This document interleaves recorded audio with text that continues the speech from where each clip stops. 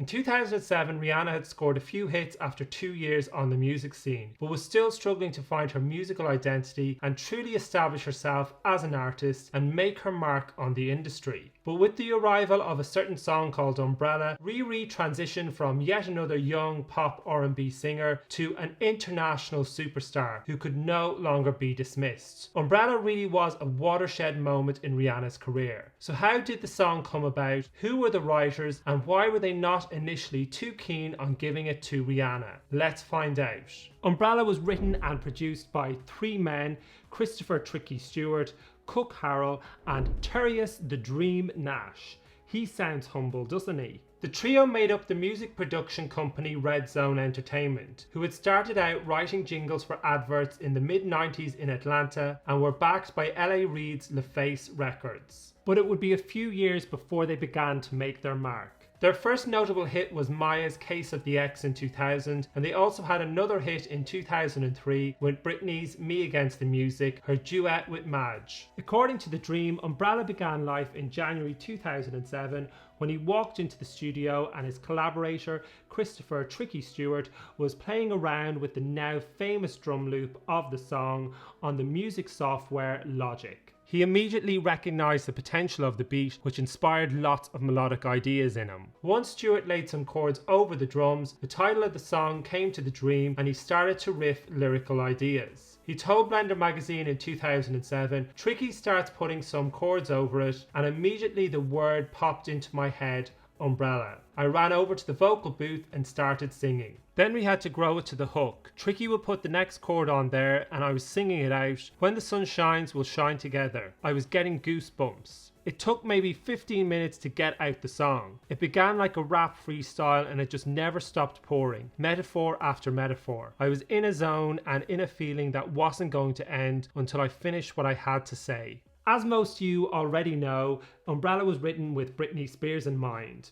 Redzone Entertainment had a working relationship with Britney off the back of Me Against the Music in 2003, so Britney was the first choice right from the very beginning. Britney was also going through an especially challenging time in her personal life during that period, so Tricky Stewart and his fellow writers felt the song would be a perfect fit for her. Umbrella was sent to Britney's A&R team at Jive, who were working at the time on the album that was to become Blackout, but turned it down apparently because they had enough material. But the truth must be that they just didn't recognise the potential of the song, because nobody is going to turn down a hit no matter how much material they already have. After Britney's team said no, the song was next offered to the queen of hip hop soul, Mary J Blige.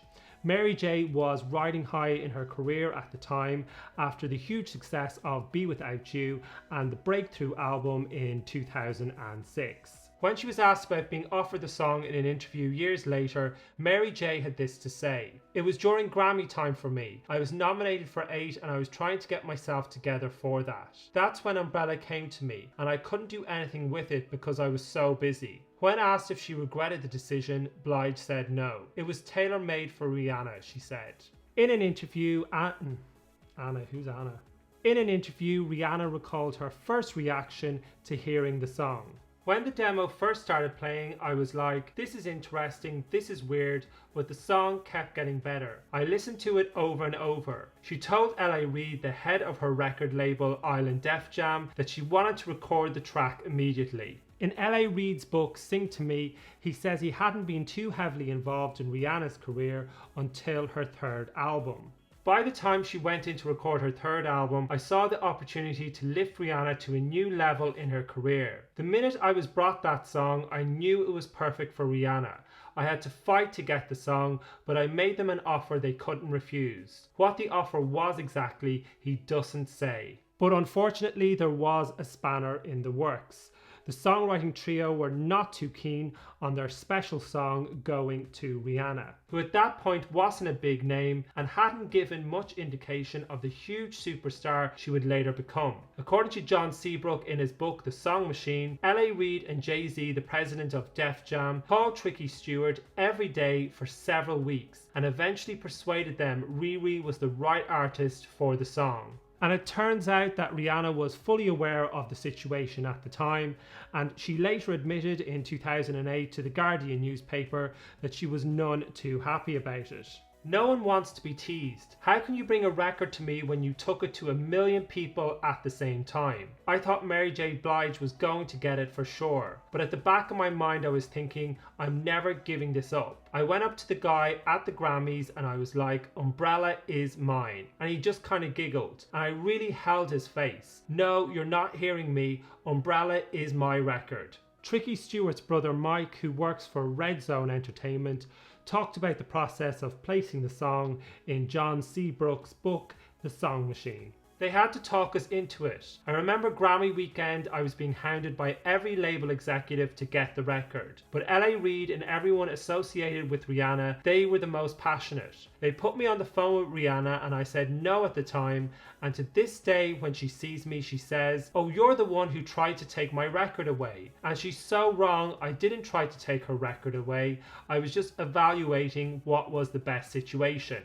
But eventually the songwriting trio relented and their doubts were allayed when they heard Rihanna sing the hook of the chorus, Ella Ella A. In an interview with MTV, Stewart said, when she recorded the Ellas, you knew it was about to be the jump off and your life was about to change if you had anything to do with that record. And the Jay-Z rap at the start of the song gave the track some edge. In an interview with Q Magazine in 2008, Rihanna was asked if she always knew that Umbrella was destined for greatness, to which she replied, I definitely knew that it was one of the most original sounds that I'd heard for a while, but a lot of people didn't really understand it. They thought the repetition was annoying, but I knew that was what people would catch on to right away because that's what stuck in my head. I'm so thankful for it, she told Rolling Stone. I prayed for this song. Tricky Stewart's brother Mike had this to say about Umbrella in John Seabrook's book, The Song Machine. Nothing has been the same since Umbrella. All of a sudden you have major artists blowing up your phone,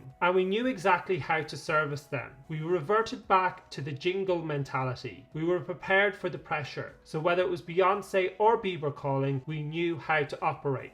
Christopher Tricky Stewart and The Dream went on to become very in-demand hit makers, writing Single Ladies for Beyonce and Touch My Body for Mariah the year after Umbrella. I found the previous quote about them approaching their work with a jingle mentality really interesting, because I always found Single Ladies and Touch My Body, they always struck me as having a real jingle quality about them. The video for Umbrella was directed by Chris Applebaum and it won the MTV VMA's Best Video of the Year for 2007, although MTV tend to give that to the song, although MTV tend to give that to the biggest pop hit of the year as opposed to the actual best music video. Rihanna showcased a more mature, stylized image in the promo, which was a distinct departure from her island girl next door look from previous videos. I couldn't find much interesting information on the video other than a few insights on Chris Applebaum's Instagram page,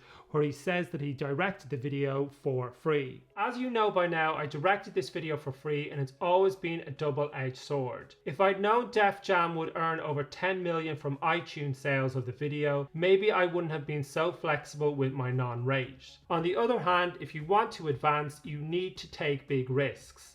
This is the classic story of any artist in the recording business. The authors, creators are the ones who make the least. However, so many great things have come from Umbrella, and it's flattering when, after all these years, the video continues to be on every best of list. Umbrella was released to radio in America on the 24th of March 2007 and became a US #1 for 7 weeks. In the UK, it spent 10 straight weeks at #1. It topped the charts in countries around the world, including Australia, Belgium, Canada, Denmark, Hungary and Switzerland. At the Grammys in 2008, the song bagged Rihanna and Jay-Z a Grammy for Best Rap Song Collaboration and was also nominated for Record of the Year and Song of the Year. Umbrella has been covered by lots of different artists, including Taylor Swift, Sam Smith, One Republic and Manic Street Preachers. It's hard to imagine Riri's career without Umbrella. It was the song that put her on the map. Who knows what would have happened to her career